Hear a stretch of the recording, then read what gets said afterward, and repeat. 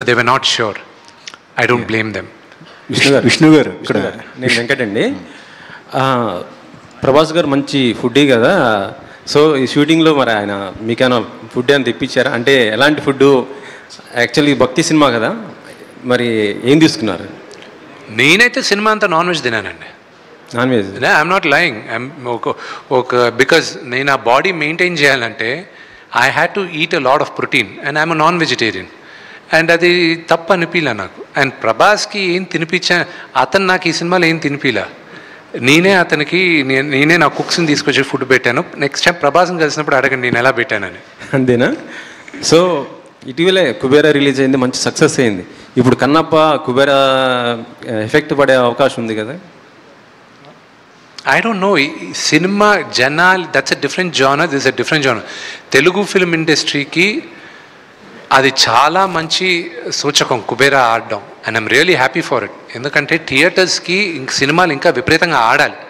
And the same thing, Kannappa చూసేవాళ్ళు కన్నప్ప చూస్తారు. And ఆ రెండిటికి చూసే ఆడియన్స్ అదే. యాక్చువల్లీ పవన్ గారు మొత్తం సనాతన ధర్మం గురించి చెప్తున్నారు. సో ఈ కన్నప్ప సనాతన ధర్మం గురించి ఏ విధంగా చెప్పబోతుంది సార్?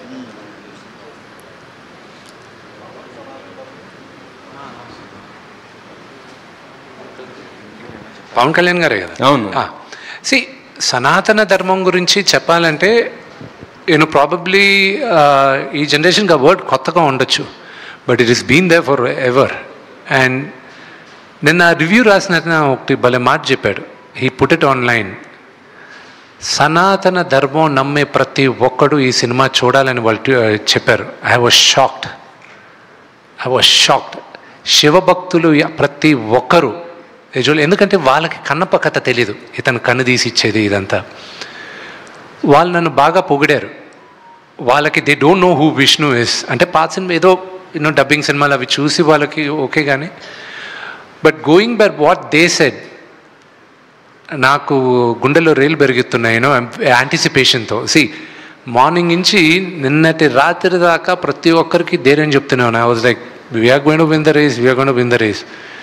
కానీ ఫ్రాంక్గా చెప్పాలంటే నేను ఇప్పుడు మీ ముందు కూర్చున్నప్పటికీను ఒక 100 మీటర్స్ స్ప్రింట్ చేస్తే ఎలా ఉందో అలా ఉంది నా హార్ట్ బీట్.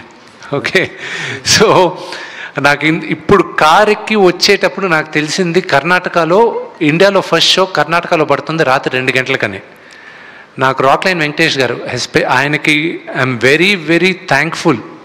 రాక్లైన్ వెంకటేష్ గారికిను అలాగే ఆశీర్వాద్ ఫిల్మ్స్ కేరళలో, ఎందుకంటే దాదాపు 300 స్క్రీన్స్లో రిలీజ్ చేస్తున్నారు కేరళలో. మోహన్ లాల్ గారి స్ట్రైట్ హీరో ఫిల్మ్ ఎలాగో అక్కడ రిలీజ్, అంత పెద్ద రిలీజ్ వచ్చేది కూడా only because of Mohan Lal గారు. I'll be honest with you. And కర్ణాటకలో వన్ ఆఫ్ ద బిగ్గెస్ట్